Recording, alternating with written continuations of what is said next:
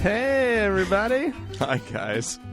Well, from London, England, and all the way across the pond back to Salt Lake City, It's Thank God I'm Atheist. the podcast. I'm Frank.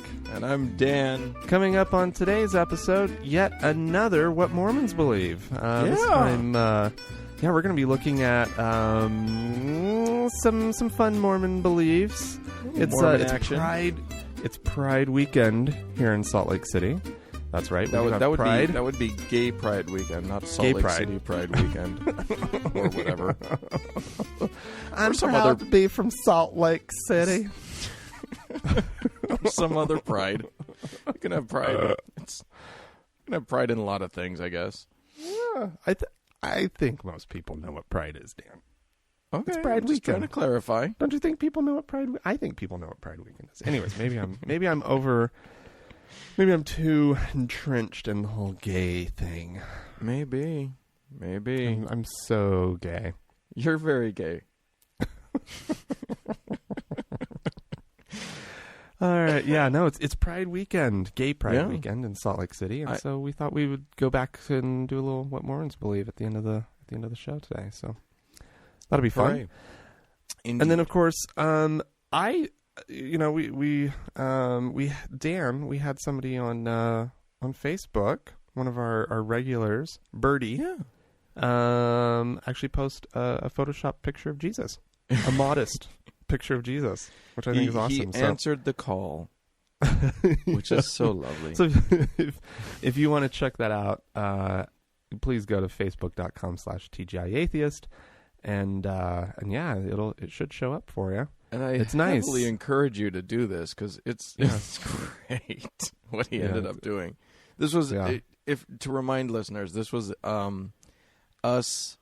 We talked about these photos that Frank posted on Facebook about it was Mormons having photoshopped these paintings, these lovely paintings, to make them more in keeping with Mormon beliefs about angels. But they left Jesus fairly immodest. So our friend Birdie, well, he's showing a nipple. Yeah. So our friend Birdie, who's on this side of the pond, I think he's a Brit. Oh, really? Yeah. I didn't catch that. Oh, yeah. Huh. But Cool. he has employed the same tools that the LDS Church employed to make him much more modest and much hipper. Well, and keeping with sort of the Mormon look of things too. Indeed. I will say. Indeed.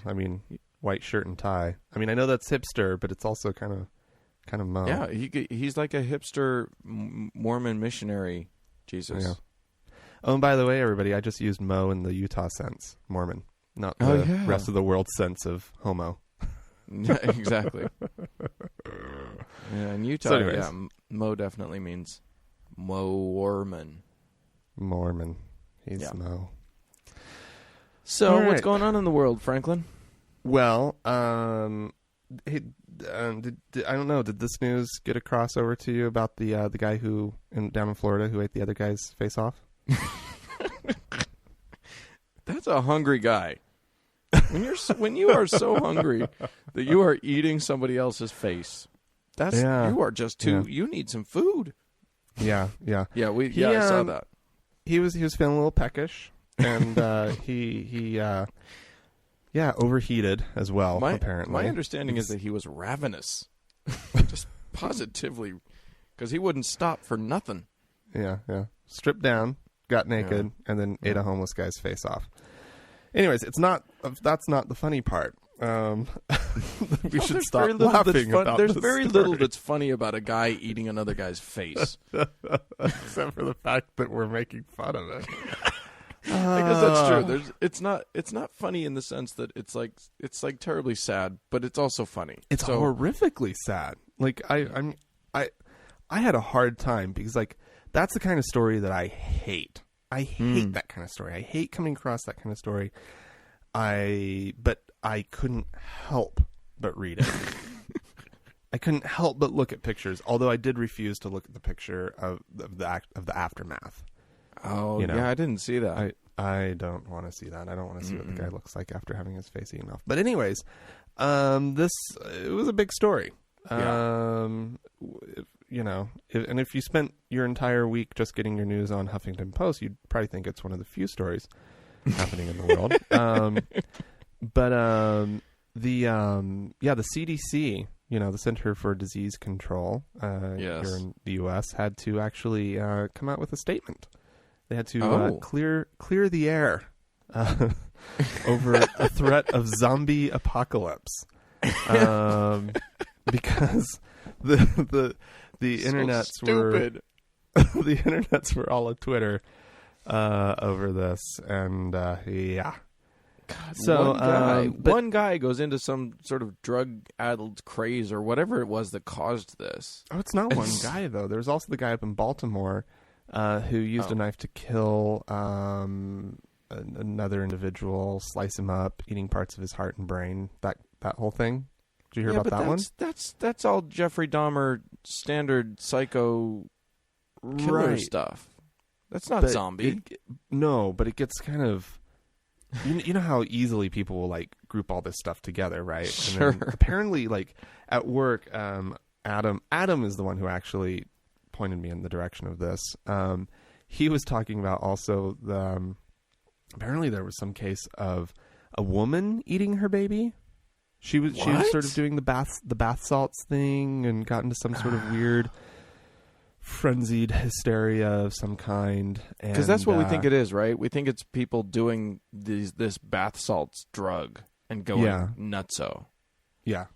They're sold as bath salts. That's what they call them, right. So that they can just kind of be sold at stores, I guess. I don't know where you get this stuff. No, but, you get it at like these head shops, these places that sell like bongs and things, but everything has to be labeled as a water pipe for tobacco or whatever. Oh, I was thinking people were getting this stuff at Bed Bath and Beyond or something. Like I was like really confused.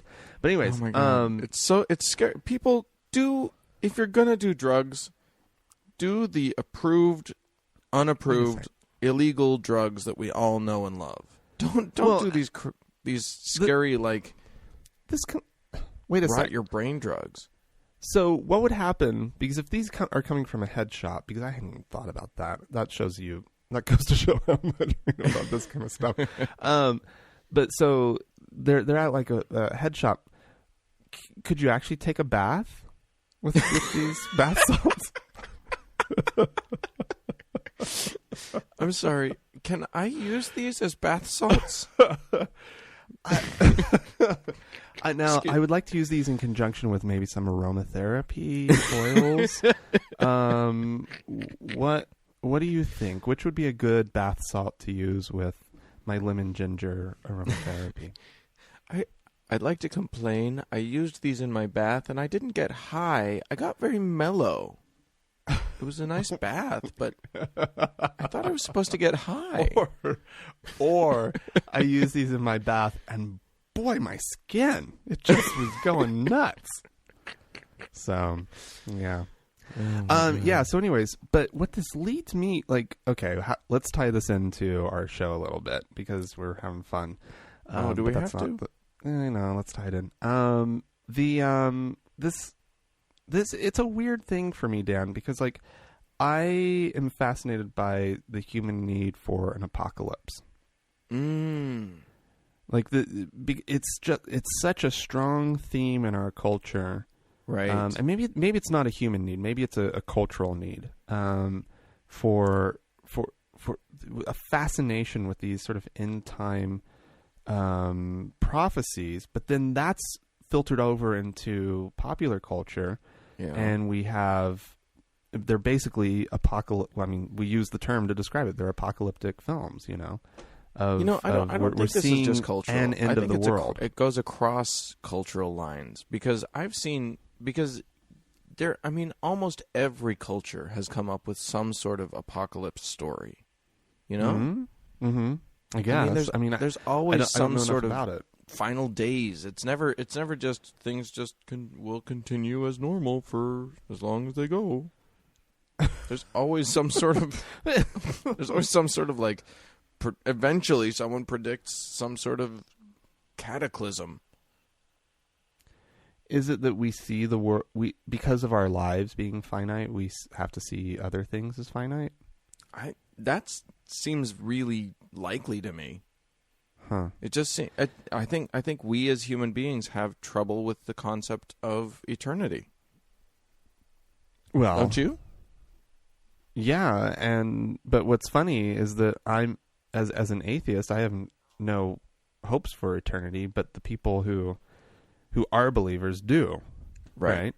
Yeah. So like that's kind of seems paradoxical to me that I, because I fall prey to this way of thinking as well. Like I my whole thing. I know a lot of people. I heard some students of mine the other day talking about what they would do if zombies came running from over there.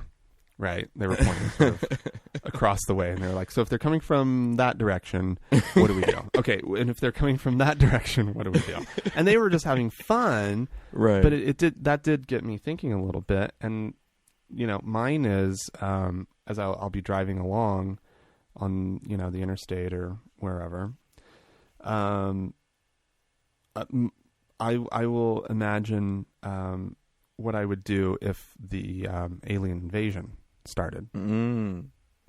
Right? Like you go there, huh? I go there. Yeah, I imagine big ships swooping down and firing and blowing things up. And I go and I imagine, well, where do I go? What do I do right now? When the Cylons attack. Yeah, what's the best case scenario right now? And so that's what. So I keep water. God. I keep water in my closet. Right. A few gallons of water in my 72-hour closet. kit or something. Yeah, so to speak. I always have power bars around. But it's really it's a real. I mean, there's these survivalists. There's it. Oh my God. There are this is a real part of the human. Well, again, I don't know if I'm ready to say that it's sort of a human experience, but it's definitely a cultural thing. I can say that for sure. That something about our culture, whether or not it extends larger than that, I can't really say. But it's just strange to me that people would go so quickly to, oh my God, zombies. That the CDC has to come along and say, no, it's not. We see there's no pathogen that caused this. Right. Yeah. If you're looking for an origin to some of this paranoia, I will say this. This doesn't apply to Americans the way it applies here where I am, but I today took a really interesting walking tour with my professor, and we ended up we went to a place here in London called Middle Temple. Okay.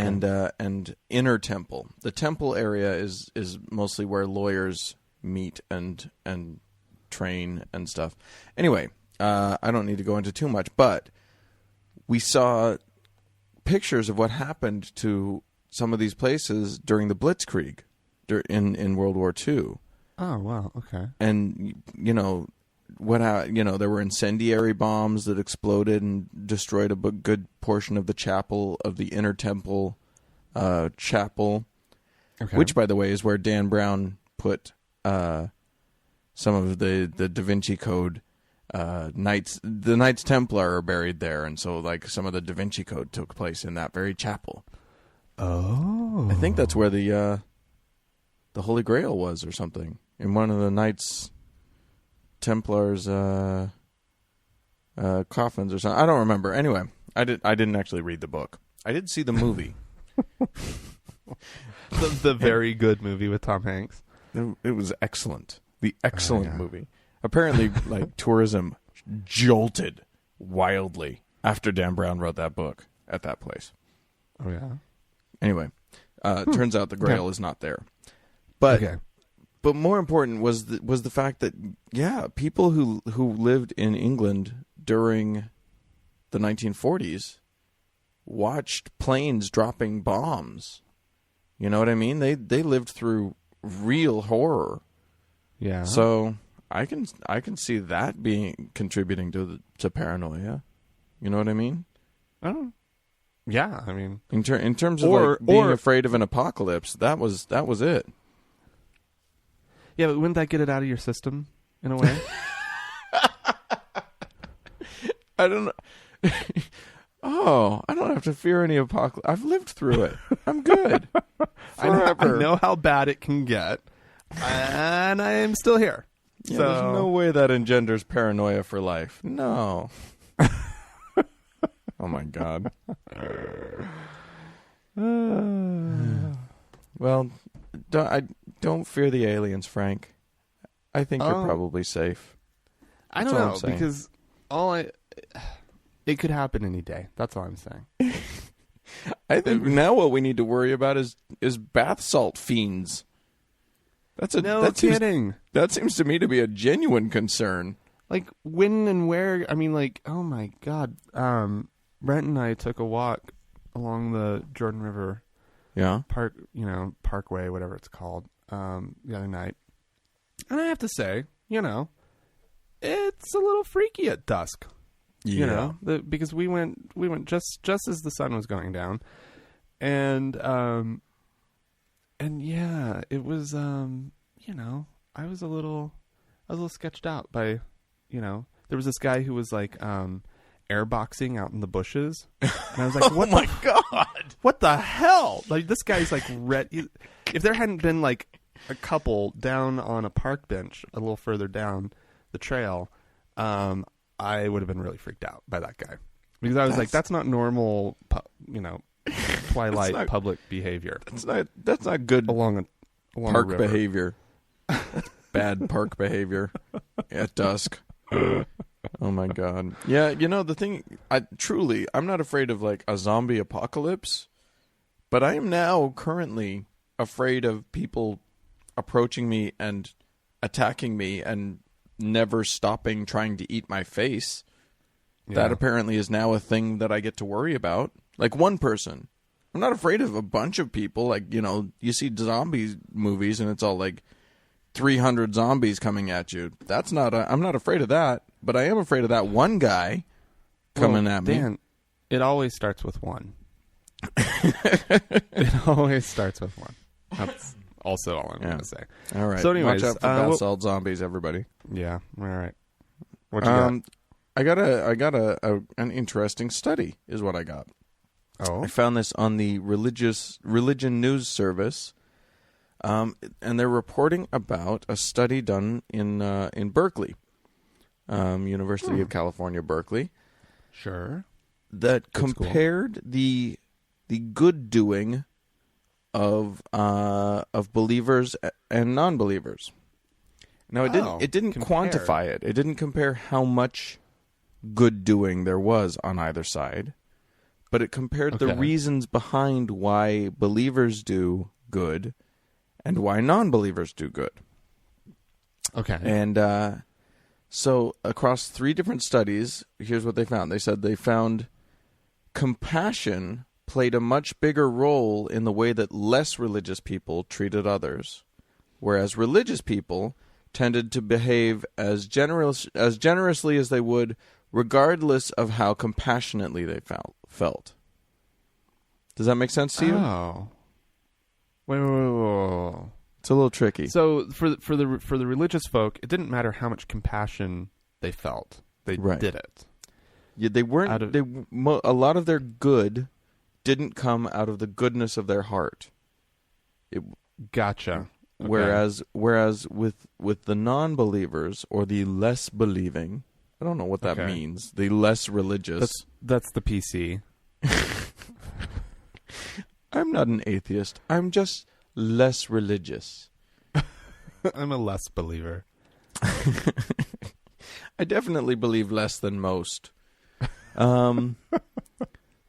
So yeah, they're just saying that the difference are vastly, or the reasons behind why people give are vastly different, and the findings indicate that although, so they say the researchers wrote that these findings indicate that although compassion is associated with pro-sociality among both less religious and more religious individuals, this relationship is particularly robust for less religious individuals, meaning that it's out of a sense of pro-sociality, it's out of a pro-social sense that we non-believers do good.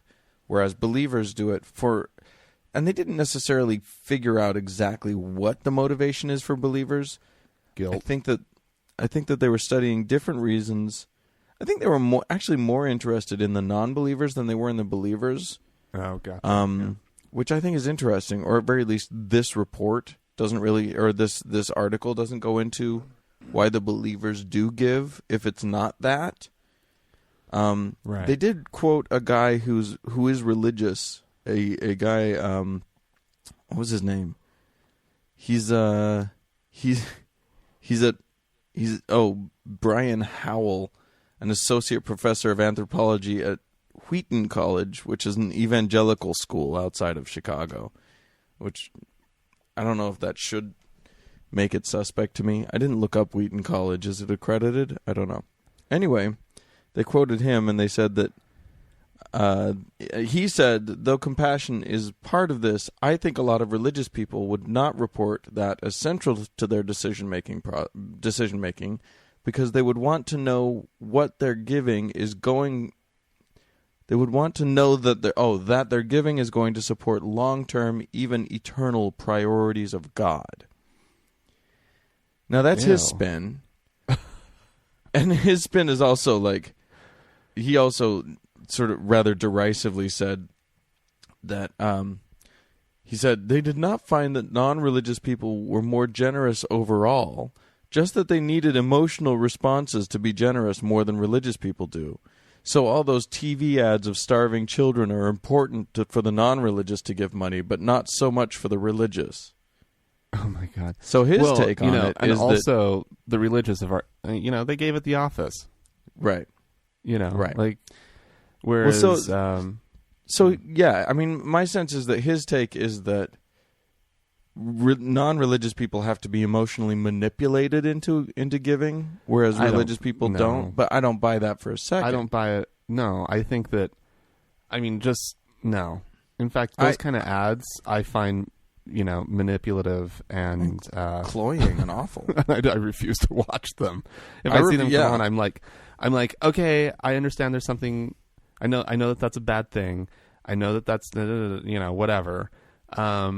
You could also just ask me to give, and you'll get the same result, which is that I probably won't give. But but I actually refuse to support that kind of an organization. Like, if you're making cloyingly manipulative commercials, I'm not going to give you money so that you can make more of those and just annoy me more. I'll find a nice charity that doesn't do that to me. But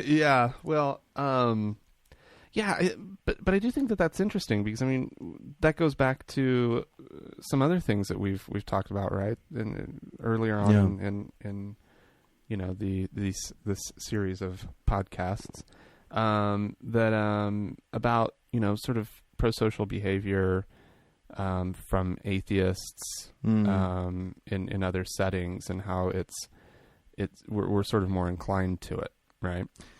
Yeah, it does seem that that's the case. Like, the data does bear that out. You look at more secular societies versus more religious societies, and you find that the crime rate is lower.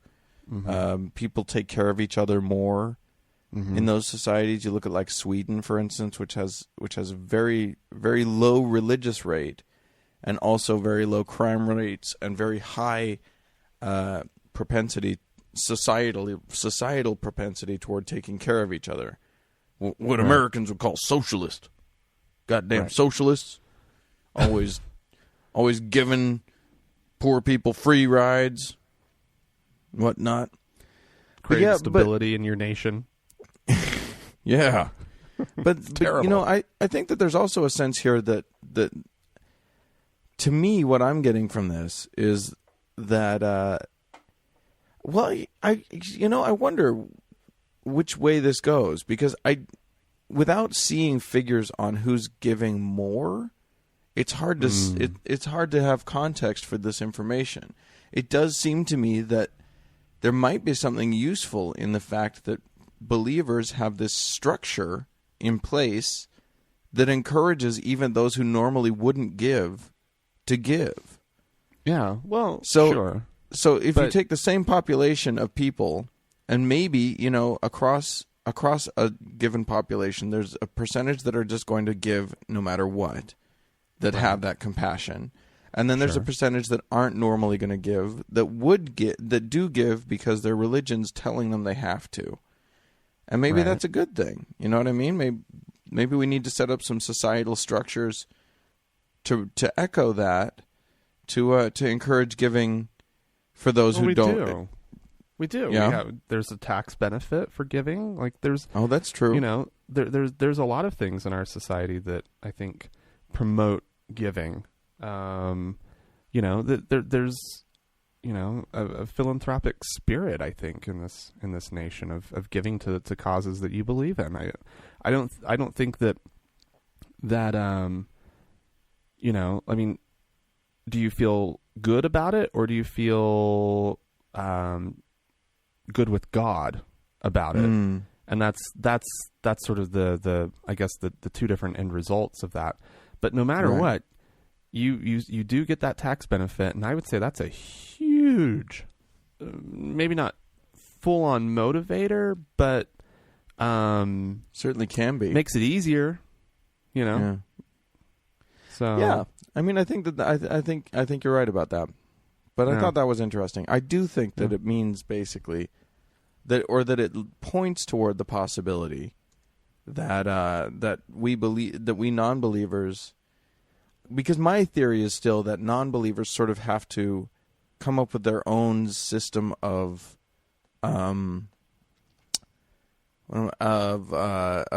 morality and of ethics. And in so doing, they actually have to sit down and really sort of think about it. I guess they don't have to. You and I tend to be contemplative non-believers. I guess there are probably non-believers who are complacent about it. Certainly not our listeners. Our listeners are all very, very, very intelligent and yes. Well, evidently. So I mean, I'm sure all of our listeners are very generous in their donations to various charities. And it's all out of compassion, because that's what we are. We're compassionate, pro-social people. Okay, yeah, I think we are. Yeah. All right, cool. Thanks, Dan. Yeah. All right. What do you got? Let's see what I've got going on here. So you know that language that Jesus spoke? Have you heard of it? Do you know what it is? That would be Aramaic. Is the spoken language, right? It's the spoken language. It's what Mel Gibson recorded his Passion of the Christ in, right? Didn't Jesus actually speak Aramaic? Yeah, I guess so. Yeah. So, anyways, there are efforts to revive it as a spoken language. Okay, by whom? Are these the Esperanto people? By I hope so. No. This is it's actually a couple of villages in Israel in their Christian communities that are teaching Aramaic in an effort to revive the language. Obviously, they see a connection to Jesus there, and that's why they see its importance for them. What? But basically, for the last couple hundred years, it's pretty much all but disappeared. So, but there are still people who speak it natively. Interesting. Yeah, I guess I don't know much about it. I didn't know that. I know that it's a Semitic language, sort of in the same family as Arabic and Hebrew. But other than that, I really don't know much about it. I thought it was dead, but apparently not. And this is also kind of interesting. There's a Aramaic speaking television channel. Oh. Would you like to guess where that is? You know, if I were honestly to guess, it would probably end up being like Tennessee or something. It's just something crazy that I like where you're going with that guess. You're actually going to be going there in a few weeks. To Tennessee? Oh. No, to the place where this television station exists. Somewhere. Okay, so it's either northern or eastern Europe somewhere. Mm-hmm, it's true. Where do you think? Who would be wacky enough to have an Aramaic-speaking television station in their country? Well, okay, so the countries that I'm going to are going to be Sweden, Czech Republic, Poland, and Germany, and Iceland. Iceland's pretty wacky, but I don't think it's... Yeah, but there's only 300,000 people there to begin with. Do they actually have a community? I see Poland as being sort of this poorer country that just doesn't have time for this kind of stuff. I don't know. Okay. Germany? Yeah, well, let's just cut to the chase. Sweden. Oh, okay. Sweden. The only reason I was backing off of that is because I know how ambivalent the Northern Europeans feel towards people of the at very least towards Islamic people, but it just seems like they have this weird ambivalence about the Middle East in general. So, well, apparently there's a vibrant immigrant community in Sweden that has kept the language alive, and so they have a TV station there. Anyways, so in lieu of actually learning, the language that their grandparents speak, let's say, they've just been speaking sort of the language of the community that surrounds them instead, wherever they are. Yeah.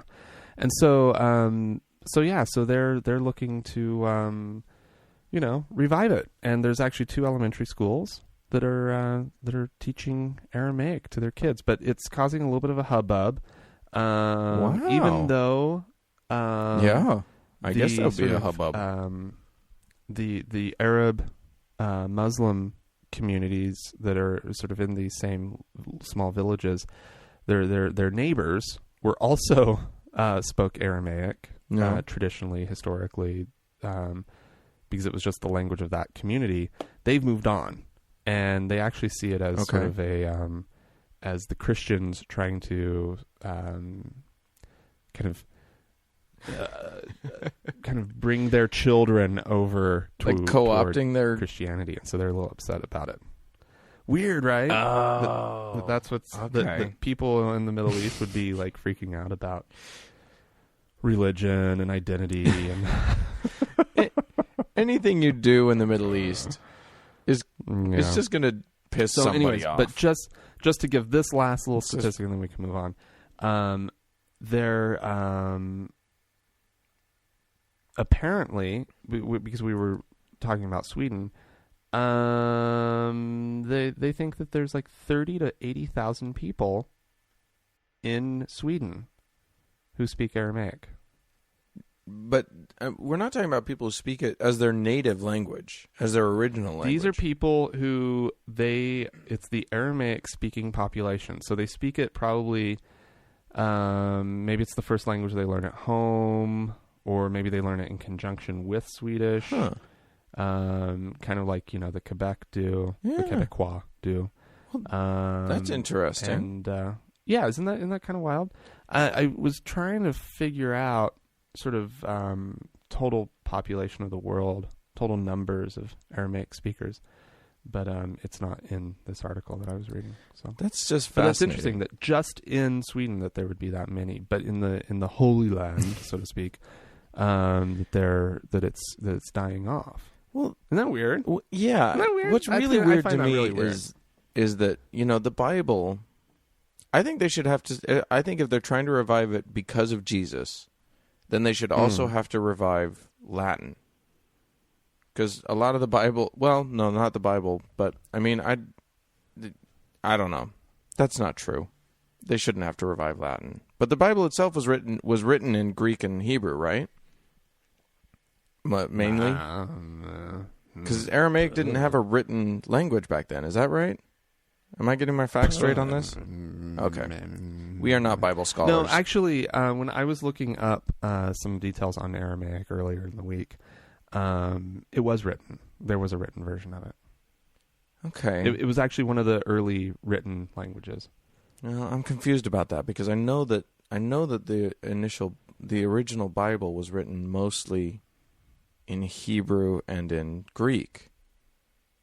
I don't know. Right. Okay, we're gonna have to do some Hebrew research would have on been this. right, but yeah, you're right. Let's not talk without knowing the facts. Let's just keep talking out of our asses like we know what we're talking about. Hey, everybody.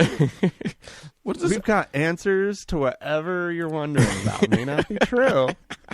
But we got answers. Yeah, sure. Yeah. Let's move on before we say something that was just patently incorrect. Something else. Anyway. Yeah. So I made a guess about the South being a place where wacky religious stuff might be happening. And I guess maybe the reason that I did that is because of our next little story here. I've got a story from the Washington Post, and we were alerted to it by a faithful listener on the Facebooks at facebook.com/TGIAtheist. So thanks to Michael for this. I think it's Michael.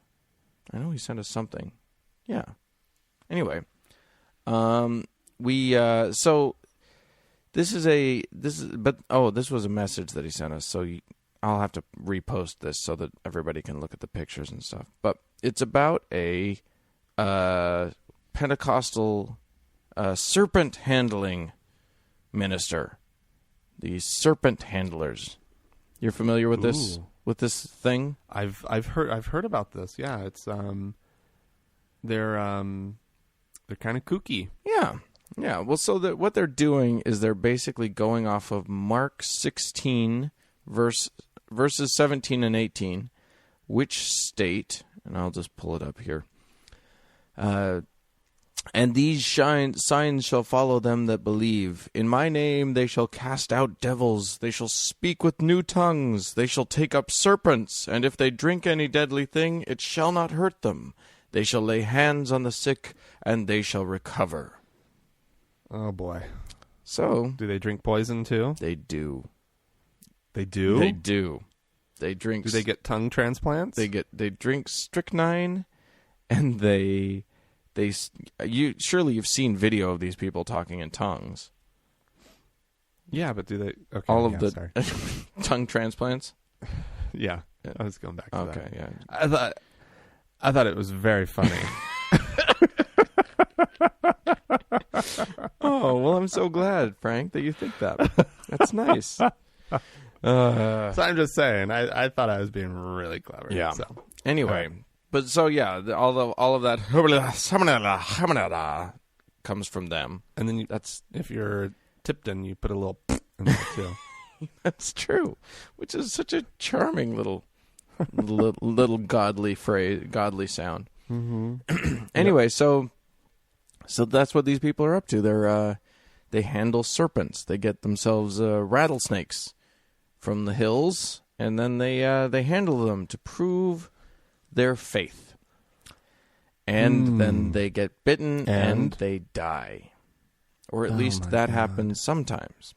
And yeah, this article that he posted that Michael sent us was basically talking. It was about it was this sort of weird "should I have let this happen" article from a photojournalist who stood there taking pictures because the guy didn't want medical treatment. He got bit on the thigh by a rattlesnake. Oh my goodness! And refused treatment. Oh my goodness! Or rather, just asked everybody not to call anything. So it's such a just because he wanted to test his faith Right. And God's will be done. Yeah, I guess that's it. It's a tricky thing. It's it's like you test your faith. Is it tricky though, but... Dan? Is it tricky? I don't think it's terribly tricky. Like, I mean, I get the whole faith thing. This is what these people believe, but I'm coming out on the side of I think it's abhorrent. I think it's awful. Yeah, I think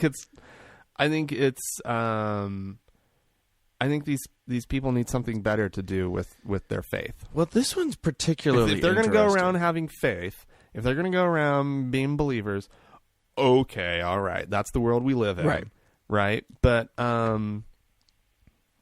don't know, go work in a soup kitchen, right? Prove your faith by doing good in the world. Yeah, but I mean, I don't know, like that's. Like, really? Like, yeah. I don't know. Like, really? Like, you're going to go around and your God requires you to tempt him. Yeah. Right? And honestly, I feel, a few months back we talked about Christian scientists refusing medical treatment for their kids. And their kids dying because they're praying instead of giving the medical treatment that could save them. That to me is homicide. That's negligent homicide, right there. Child abuse. Yeah. At least child abuse. Yeah, exactly. If the kid doesn't die, But if it's yourself, I mean, as we talked about last week, you have the right to lose your own life if you want to. Sure, of course you do. And frankly, of course you do. Frankly. But I don't really mind if the herd gets thinned a little bit this way. Ooh, am I supposed to laugh or am I supposed to be outraged? Well, I'll let you choose. Go ahead. Because this whole transatlantic thing, Dan, I'm not picking up on all your cues exactly the same way. So I don't know if you're being funny or if I'm supposed to like be outraged right now. You're not into social Darwinism? No, not at all. I mean, I believe it would work. I believe that, I mean, we see other species being bred. Yeah. Like, okay, it obviously would work with humanity, but there's a moral question there that's like I'm not willing to. Yeah. Well, I mean, accept. Okay, so here's the truth of the matter for me. The fact is that what I wish would come of this is that other people would look at this guy dying and go, "Oh shit, this is bullshit. We shouldn't be doing this." Right. Come to the conclusion that you came to, that you're tempting God instead of actually showing him some sense of faith. Well, I don't think he's tempting, or rather, he's not tempting God. Tempting but a snake. In his mind, he is. He should see it that way. Right. That's what I'm saying. Okay. So, but what's fascinating is that for a select group, and I think the people who are attracted to snake handling, to serpent handling, are going to be more likely to be in this group. For a bunch of these people, they psychologically, for whatever reason, they continue to pursue it, including the guy that this is about, the guy that died. Guess what killed his dad? Oh no. Yep. And did this guy get a chance to reproduce before doing it? Yeah, I think he did. Your little theory here, Dan. Yeah, I think he did. Yeah, exactly. It's my social Darwinism only works if they're reproducing before they do it. Yeah, then it doesn't work. They got to do it in their reckless adolescent phase before they have a chance to reproduce. Yeah, and apparently, there was another article about this guy and about all of this that was published before the one where he died, that just outlined him talking about when his dad died and saying that he went through this crazy wild phase where he was arrested for not just for, it was for like burglary or like theft and kidnapping. Oh my God. Like this was his wild phase that he went through. Armed robbery and kidnapping is what he was arrested for, and he spent a year and a half in jail. Religion's really doing this guy a lot of good. Yeah. Well, but he credits going back to the snakes as being what saved him. Well, apparently. Yeah. But I mean, it gave him something else extreme to do. I guess if you need extreme to be able to handle your feelings, your emotions, process what's going on inside of you, grab a rattlesnake. To Utah and take up mountain biking. Like, if you need something like extreme in your life, jump out of a plane. Yeah. Buy a dirt bike. Come on. Rock climb. Yeah. But no, come on, people. That's not what he did. He decided rattlesnakes were his way to go, and drinking strychnine. It's like, and the other thing they do, they got a Coke bottle. Apparently they get Coke bottles and they fill them with kerosene and put a wick in them, and they hold their hand over the flame. Extreme faith. Yeah. Sunday. Extreme faith down at the Thunder Church. How big a letdown is it if the phrase Sunday is followed by church? For me, it better be followed by brunch. Right. So. Extreme brunch. Oh my God. Okay, there's that. People dying of snakes. Well, I've also got a story, at least in somewhere in the region of yours. If we're just to lump the entire other part of the country into the South. No, this is technically the South. It's Tennessee. Judge voids mosque approval. In the interest of, let me get back to the story. He doesn't stop the construction of it. He doesn't, order the construction to cease. But he did. He overturned the local government's approval of the building. Wait, how does that work? Weird. Does that mean that he's going to let them spend all the money to build the thing and then make them take it down or something? I don't know. But anyways, this is in Rutherford County, Tennessee. Weird. That's bizarre that would happen down in the South. You'd never guess. You'd never guess that this would happen in the South. He voided the county planning commission's approval of the mosque's site plan earlier this week, and he ruled that the public wasn't properly, notified about the meeting. You know how they have these open house things so the public can chime in on whatever. Sure. He filed another order on Friday, making it clear that the opponents of the mosque would need to file a separate motion to get the construction to stop. So, who knows? But this is just, it's just another prime example of anti-Islamic racism.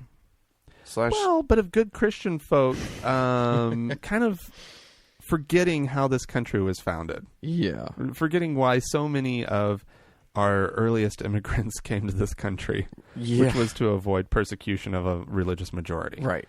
And that has set up, of course, a really awesome run of of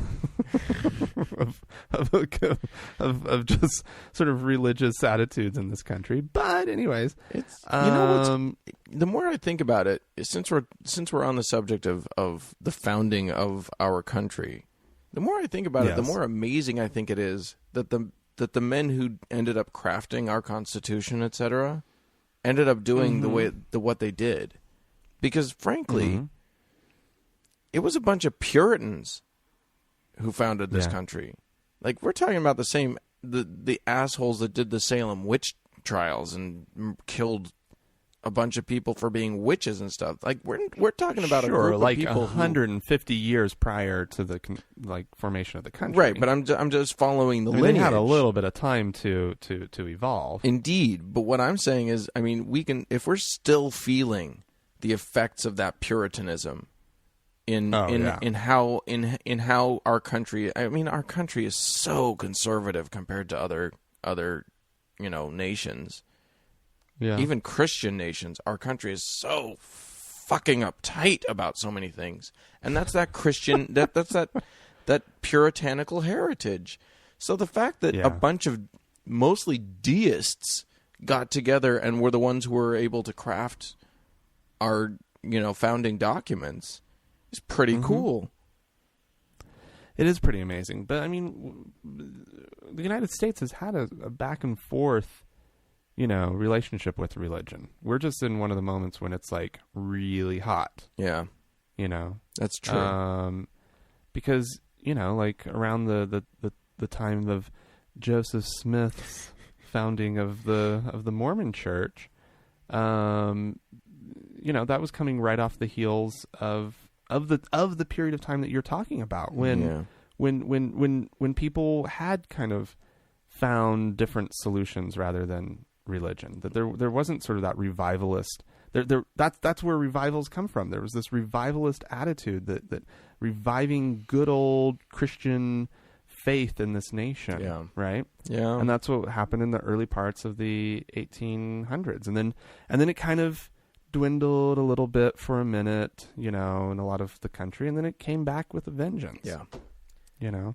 And so, like, it's the United States has a very complicated history with religion, obviously. It's true. But I mean, of course our Puritan roots still affect us. Yeah. Sadly. Yeah. I don't know. I mean, it's all part of the history. And without the Puritans, we wouldn't have an ethic of wanting to be able to freely practice religion necessarily, because they had to leave so that they could freely practice their religion. So then the next question, so that's that heritage, that thinking, that mindset is what led to us wanting to us getting the opportunity for everyone to believe as they want. Oh, yeah. Because these guys came from a country where you were legally mandated to believe as you wanted to. Shakespeare, I was just in Stratford-upon-Avon, Shakespeare's hometown, and, saw a whole thing about how his father, John Shakespeare, was fined money for every week that he didn't go to church. Wow. Which he didn't do a lot because that's where the creditors were. So. Oh, hey. Yeah. All right. There you go. Anyway. Anyhow. It's a complicated history, but nonetheless, we're in a point where, come on, people. Some Muslims want to build a mosque. Let them fucking build a mosque. For real. Like, seriously, you're going to cause more problems for yourselves down the road. I think we can all, or I don't understand why we all can't just see the fact that when we're open and when we're accepting of the difference in others, it calms everything out. Right. It makes it hard to be a radical. It makes it hard to be an extremist. Yeah. Because those people will exist, right? Yeah. But they're going to have a hard time finding any support in growing their community, in causing any real risks to the nation at large. Totally. Because they don't have anything to organize on. Right. They have to have common grievances that they find amongst themselves in order to build a community of angry people around. And so if you just let Muslims just do their thing, they're going to Americanize through the process. They're going to their beliefs are going to moderate. A moderate form of Islam will be the main form of Islam in the United States, and everything will be fine. Right. Exactly. The best way to create a terrorist is to hate on Muslims. Absolutely. The best way to kill the whole terrorist thing is to welcome them and take a Jell-O plate over to them. Not the terrorists. Well, to the Muslims, to anybody. That's what I'm saying. I'm saying no matter what, when someone feels a part of the community, they don't want to. Mm-hmm. They don't want to hurt that community. No. Suddenly you understand the other person. If that community is doing good for them, if that community is protecting them, if that community is honoring them. Right. Yeah. Yeah. Well, there you go. I would also say don't move into an all-Mormon neighborhood in Utah. They do not necessarily feel the compulsion to bring over a Jell-O plate. if you're well, no, they'll bring it over. Oh, that's true. And then they'll go, oh, and never. So why haven't I seen you at the ward yet? Oh, and then they won't let their kids play with your kids. Mm-hmm. Anyhow, I've always found that bizarre. Does that still happen? It does still happen. It didn't happen in my neighborhood, but your neighborhood was, it was kind of liberal. More liberal, sort of. Mormon neighborhood. But when you get into the really like uptight suburban neighborhoods, yeah, a lot of people. I have so many friends who their parents who weren't allowed to play with the other neighborhood kids because the other kids' parents wouldn't let them. Good gravy. It's all just silly. Hey, should we stay in the South for just a little while longer? Hey, let's do, Dan. Okay. Tell me your story, actually, no, Dan. never mind. This isn't the South. I was going to blame the South for something, but this is Pennsylvania, so never mind. Yeah, not the South. No. In fact, a lot further north than I ever want to place it. Really? It's really weird. Every time I look at a map and find Pennsylvania, I'm like, that's a lot further north than I thought it was. Yeah. Although I think its southern border gets pretty close to the Mason-Dixon line. What? That line's higher than I think it is. When you look at it, that line is higher than you think it is. Anyway, I don't know. So what happened was in a school district there. This was actually also brought to us by someone on the Facebooks. This one, who was it that did this one? I keep having to pull up Facebook again just to figure out who gave us all of these good juicy stories. This one was, where is it? I don't know. I guess I need to find it because I need to thank whoever it was that alerted me to it. I think that's... Why is Facebook slow? Damn you, Zuckerberg. Oh, there it is. Paul Tucker. Thanks, Paul. Okay.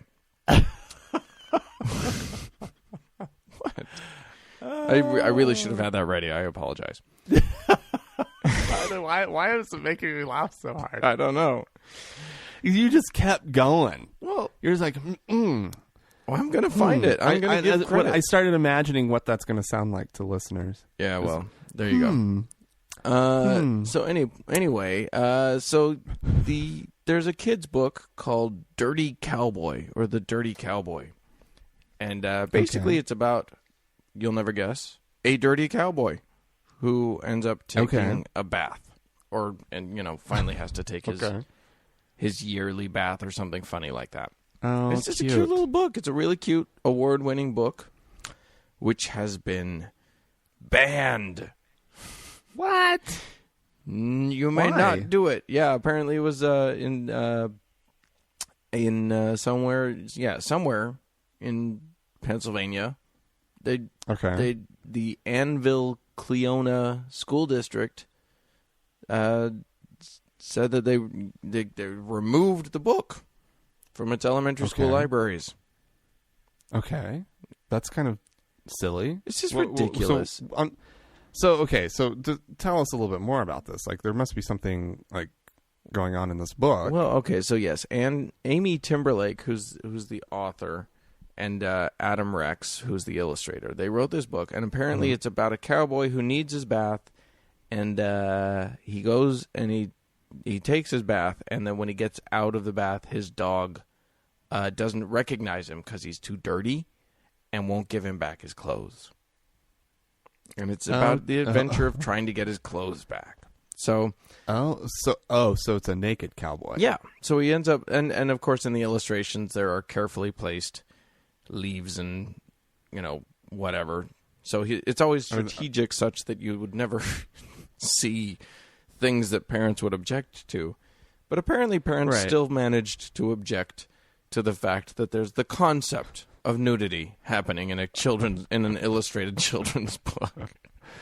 Were the objects just sort of inappropriately sized, like in Borat or something like that? Was it like he evidently had like the biggest schlong ever? It's just making all of these fathers feel insecure. God damn, that cowboy's Was that the issue? I don't know what the issue is. I mean, what could possibly be there? Because if it's just like fig leaves and whatnot, like there's no harm. Yeah, there's no harm. It's so crazy, and of course, a whole bunch of parents are like objecting to it, and apparently the school board caught a whiff of somebody objecting to this book and just took it off the shelves, and now a whole bunch of parents are like, what the hell? Why are you doing that? Why didn't you just consult with the rest of us instead of hearing 2 complaints and thinking that was enough to pull this book from the shelves? So it's a big controversy. Yeah. School administrators are terrified of litigation. They're just terrified. They're terrified of communities. I mean, they're spineless. I get it. They have a tough balance. It's you got to balance a whole lot of different concerns. But man, that's stupid. Yeah. It's just, and frankly, I don't care if my kids. Like I said, when I was in Stratford upon Avon, I'm going to go back to that trip because there was this little room in one of the historic houses that I visited called Hall's Croft, which was where Susanna Shakespeare, William Shakespeare's daughter, lived with her husband John Hall. Up in the on the second floor, there was a little place for kids to play, and one of the things that was there was a really cool sort of layered wood cutaway puzzle thing, but it was of anatomy, and it was these 2 sort of fun cartoon drawn kids, and as you take a piece out, then you see the musculature structure, and as you take more pieces out, then you see the circulatory system, and then you take another piece out and you see the bones and stuff. And it was this really interesting thing, but when you put it all together, what you have is a cute little naked boy and a little naked girl. And they're not uptight about that at all here. And neither am I. I just how is it going to hurt a kid to see nudity, to see bodies as they are? As long as it's not in some horribly inappropriate way, I'm just not hung up on the whole nudity thing. I think that's so stupid to be hung up on. The fact of the matter is that people would rather let their naughty ideas in their heads, Dan. If they know about the anatomy of the opposite sex, then they now have naughty images in their head, and those naughty images are going to lead them to do naughty things. I love that it's naughty. It's not just it's naughty. God made it theoretically. He made a lot of bad stuff, Dan. God made a lot of crap. No. Honestly, it's so funny. Just because God made it doesn't mean that it's good, right? Satan, hello, hello. No, that's true. God made Satan. I feel like God made penises. There's a bumper sticker in there somewhere. God made penises. God made penises. I just it's just so stupid. The fact of the matter is that American parents would rather let their kid watch a movie in which someone gets shot in the head than let their kid watch a movie in which there's a naked person. Absolutely. How fucked up is that? I object to that wholeheartedly. Way. I just want to start punching people. Anyway, now I'm on a rant. You combat violence with violence, Dan. All right. Well, is it time for breakity break? Sure. But before we go to break, we should tell people how they can get in touch with us. Yeah, you can leave us a voicemail at 424-666-TGIA. That's 424-666-8442. And by the way, I just want to let people know we love hearing from you. So however you want to get in touch with us, whether it's leaving us a voicemail to ask us a question or, write us an email at podcast at thankgodimatheist.com. You've heard us mention the Facebook page. That's facebook.com/TGIAtheist. There's also a Twitter feed at TGIAtheist. And so we're going to hear, this is from Anderson Cooper's show, right? Yeah. From the 360? Yeah. And he is interviewing one of the parishioners, one of the congregants at Reverend Charles Worley's church.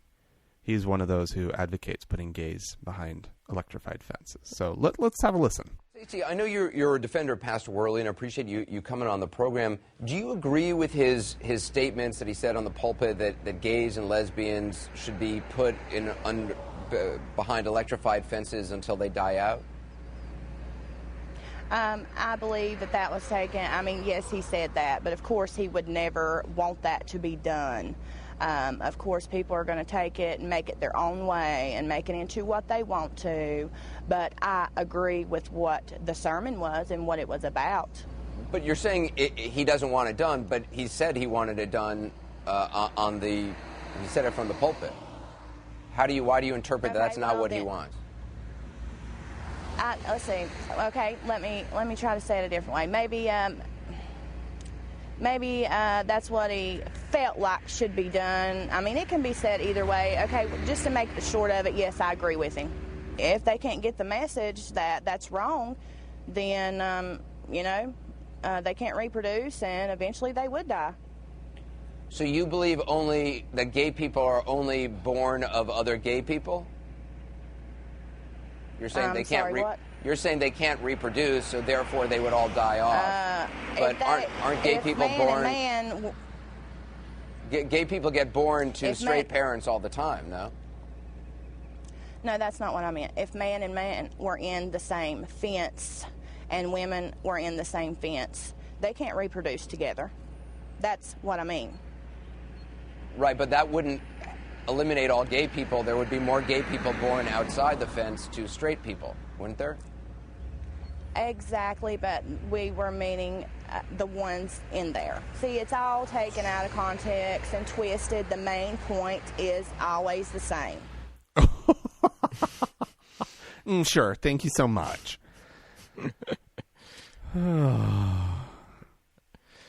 Okay, here's the first thing I want to. I love when she said that's just twisted and taken out of context. Right? You're just twisting it and you're taking it out of context. When you quote him like that, yeah, you are. Well, but he said it. Yeah. It's not taking it out of context. Well, okay. It's not. Is it taking it out of context? No. I mean, I don't know. Do we need to play the video of twisted? Do we need to play the audio of what he said? Yeah. Let's do. All right. Well, let's test this context then. Okay. Sure. Here we go. I figured a way to get rid of all lesbians and queers, but I couldn't get it passed through Congress. Build a great, big, large fence, 150 or 100 mile long. Put all the lesbians in there. Fly over and drop some food. Do the same thing with the queers and the homosexuals. And have that fence electrified till they can't get out. Feed them. And you know what? In a few years, they'll die out. Okay, so out of context, does he believe that it's going to happen? No. But of course not. But you listen to his speech. Did he say it? Did he actually say we need to find a way? Basically, the gist of what he's saying is we need to figure out a way for them to all go away. Right. And that's his sentiment. His solution is brilliant because, as Anderson Cooper pointed out, you guys, once we keep all of you gays from procreating, there won't be any more gays. Right, because gay men get with lesbian women in order to make more, more gay babies. Is that the deal? Is that how it works? Clearly, gays come from other gays. How else would it work? Yeah. How else would it possibly happen? Oh, boy. Yeah, it's kind of silly. So yeah. So that brings us to our segment, What Mormons Believe. Woo-hoo! About gays. Oh, yeah. We're not so good. Because you're there in Salt Lake City, and it's Gay Pride weekend, and we can be yay! I am sad that I'm missing it. Oh, it's no big deal. Actually, it's fun. I like the parade. Yeah, I like the parade. The parade's it's a fun day. Everybody gets drunk and has fun. But Yeah. it does lead us to another story that I have. I've got this other thing about the gays and Mormons in the gay pride parade. Do you see all that? Yay! Woohoo! Yay! Yeah. Is that your new job? Is just to say yay a lot? Yay! Oh my goodness. So yeah, the Mormons. There's a group of Mormons who are going to dress in their church clothes. Yeah. And march in the gay pride parade to say, hey, we don't hate you. No, yeah. Or at least not all of us hate you. There are some of us who don't. Yeah, wild. I you know what? I kind of like that they're, wearing their Sunday clothes. Yeah, it's kind of a cool gesture. Frumpy actually. floral print dresses. Something tells me these are not those Mormons. I'm just guessing. These are turtleneck under overall skirt. No.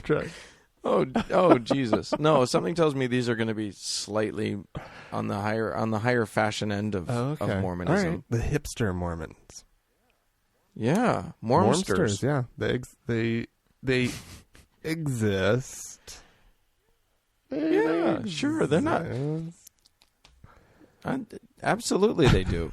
I actually had a Facebook friend who I was posting a thing. It was General Conference weekend, and I just posted a thing on Facebook about how bad the shoes were. Yeah, well, that's definitely true.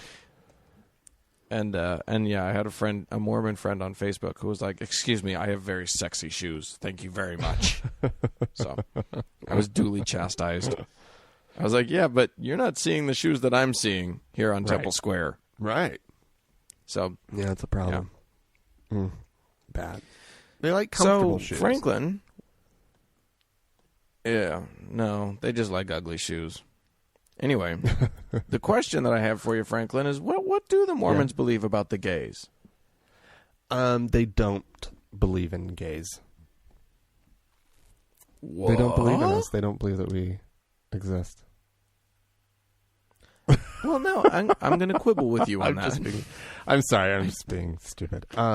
No, Mormons have been in a state of evolution on their, much like our president, on their attitudes about homosexuality. The hierarchy of the church. Okay, so here's the deal. Let's sort of set the stage as to like who the Mormons are. The Mormons are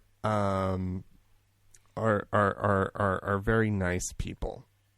They tend not to like to offend people for the most part, at least not face to face. It's sort of a cultural thing, right? But they're also they you hear this whole thing about Mormons and family, right? And I think it's true. I think it's really true. Mormons really they have really strong close knit families for the most part. That's what they're striving for, at least, and that's definitely the image that they've been able to project into the world. And I think that what has happened is young Mormon gay kids have been coming out in large enough numbers that it's actually affected the general attitude of the membership of the church, because the general population, they have they have the gay kids and blah blah blah. It's the progress that the gay community has been making everywhere, right? It's also been making they've also been making good progress with Mormons, and there's this thing about Mormons where there's definitely a brand of Mormonism that is as close-minded and as unreasonable as any other group that you could ever possibly want to meet, right? But there's this thing in Mormonism that I also think is really sort of culturally where they tend to be pretty reasonable, right? I think they're pretty fair in a lot of ways. And that they can be. And I think when you mix that ability with their sons and daughters, right? And the love that they know that they have for them, there's been a real shift in the population. So, anyways, going back to what Mormons actually believe. Well, the leadership of the church is not immune to shifting cultural attitudes, right?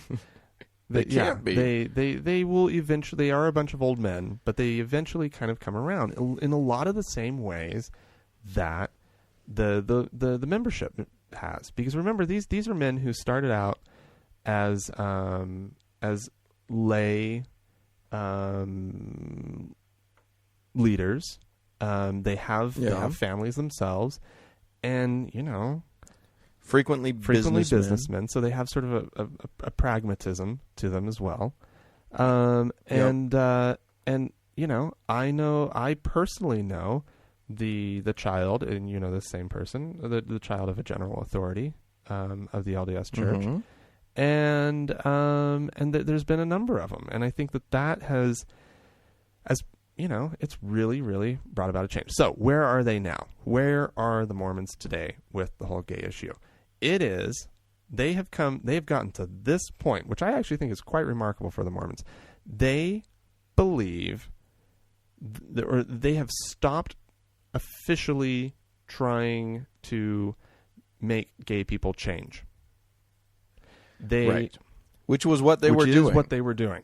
Up until not too long ago. Up until maybe this has shifted in the last 10 years. For the longest time, and for the longest time, they did stop with the really extreme stuff. Sure. Because back in the 70s and 80s, BYU was experimenting heavily with aversion therapies and even electroshock therapies to try and get people to not be gay no more. They went into some heavy duty, like really mean, awful stuff.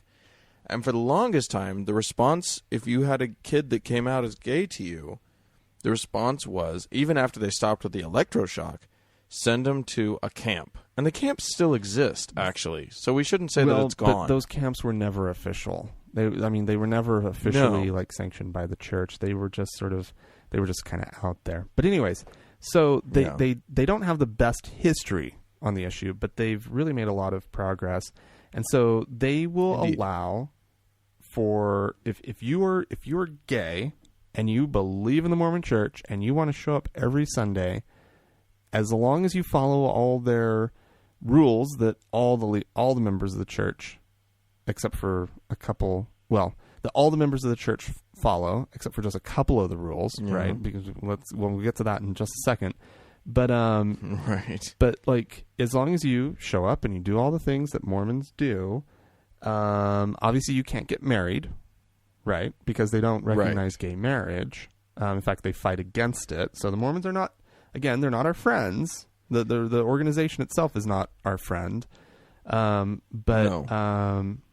terms of rights, in terms of their fighting against gay rights, But the LDS Church has endorsed protections for housing and employment in very. It's working on the municipal level here in Utah right now, not on the state level yet.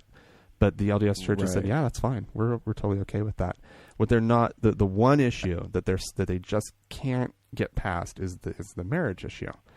So, now, in fairness, I know that the Mormon Church has supported many gay people getting married, but they just support them getting married to straight people. Or to, if you're a gay man, to a lesbian.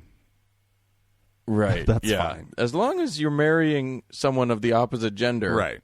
You're okay. And what's funny is that there are still a lot of bishops, Mormon bishops, that so don't understand how gay works that they will still counsel young people to go ahead and get married. If you pray enough, if you guys are faithful to each other, faithful to God, God will bless you, and you won't be gay no more, and you can have a happy married life. Yeah. And on very rare occasions, I know that this can work, actually. I, Dan Beecher, know at least one person who is gay, who is openly gay, not openly gay, but in private to his friends, admits that he is gay and is married to a woman, and they seem very happy together. And who am I to judge that? Yeah. Yeah. Sure. It makes me a little sad. No, then you're judging. Because clearly, he's not getting fully fulfilled in his life, and probably neither is she. No, of course not. Though they do have sex because they have kids. Well, they've had sex at least many number of times. Yeah. But I'm not one to judge, Sure. That's as long as he's admitting to himself what's going on. I think there's a bit of self-loathing there, but he's really open with himself and really strong with himself. And I just go ahead and live how you're going to live. I think it's a little bit sad, but they're great people and they love each other. So go ahead, But that's not the usual thing when a gay person marries in a heterosexual relationship. In fact, it almost universally ends in some pretty bad tears. Stuff. Yeah. So anyways, so their evolution is ongoing. I'm sure they're trying to figure out a good theological mechanism to really allow their gay children fully into the church, but they don't have it yet. And I would say that while there is definitely a large part of the LDS church that is getting good on the issue, I can't speak to the percentage, and I'm sure that the general authorities of the church are also sort of unwilling to risk what that would entail. Also, with Boyd KKK Packer still around, I'm sure very few people, or I'm sure he'll do some rolling around in his grave is what he'll have to do. He's for those who don't know, he's a general authority of the church who is as conservative and as openly grumpy about this issue as anybody in the whole church. He just loves to make statements that then the church has to back off of as an organization. Well, he's the one that they had to rewrite his speech from General Conference, right? The official printed version of it, wasn't it? Packer. He gave a speech over the pulpit. That's the guy. Sort of live via satellite to the entire church, and they printed a different version of it as the official transcript because they had to tone that down a little bit. They had to back him off a little bit. So is there an official stance? Yes, the corporate church does have an official stance on the issue, but it is very complicated because just like with any organization, there are going to be factions. But the Mormon Church is a very, very hierarchical, authoritarian organization, and when the prophet speaks and the church has an official stance, that's it. Your local congregation isn't going to be doing its own little thing. Kind of, it doesn't work the way that it does in most over in the Protestant world, where a congregation can kind of be doing its thing. It might be able to drift a little bit, and its pastor might be able to say certain things over the pulpit and kind of build a community around some, kind of slightly off from the general population of the church. Right. You can't have warring factions of the Church of Jesus Christ of Latter-day Saints. The way you can with the Anglican Communion, where you can have the Nigerians just furious because the Americans have a gay bishop, but they have a gay bishop. They just went ahead and did it. No, not in the Mormon Church. Centralized. In the Mormon Church, it's everything's top down completely. In fact, your local your donations to the church, your tithing to the church, doesn't go to your local organization. It goes to Salt Lake City the corporate offices Right. of the LDS Church, and they then spend the money, and they pay Distribute it your local as they will. your power bill, they pay all your utilities, they pay for the maintenance of your building, they pay for your building that you have locally. Yep. That lovely little Motel 6 looking church down the street from you, wherever you live, that's an LDS chapel. The local people did not come up with any of that money beyond sort of the tithing that they sent to Salt Lake City. At least not anymore. It used to be that it was more localized. But as the church has enacted more and more central control over the church, right. that's been the general trend of the LDS Church over the last 100 years is a centralization of its operation. Indeed. So they're very, very organized. Very organized. Yeah. So and by the way, we've been misspeaking here because the church doesn't like to talk about gay. Or at least most of the members of the church, they like to talk about same-sex attraction. Yes, indeed. Yes. They like to talk about how you, Frank, are afflicted. Yes. With same-sex attraction. And it's not who you are. It's not what you are. You have this thing. It's your trial in life, and you can overcome it by just never ever having sex. Yeah, that's not going to work. Or having completely unfulfilling sex with someone to whom you're not sexually attracted. Yeah. No, that's fine. Yeah. So both of those are good options for you, if you want them. I'll pass. But they're the only. But they're the only Mormon options that you got. I'll pass. Okay. Well, all right, Dan. We need to cut this episode off. Yeah. Yeah, we need to sign off here. We've been rambling. So, anyways, if you'd like to comment on anything we've had to say today, please feel free to leave us a voicemail at 424-666-8442. Speaking of commenting on what we have to say, by the way, I do have to jump in and say this. People have been... We have a whole bunch of 5-star ratings on iTunes. And now we have, I think, 3 1-star ratings. We got some haters. It's just out breaking there, our heart. I actually don't care about that, but here's what I do care about. A, I care about the fact that now we've gone down to 4.5 from 5 stars. Yeah. That hurts my feelings. Yeah. And B, I care about the fact that in a lot of contexts, if you look it up on like your mobile device or whatever, what comes up is the most recent ratings.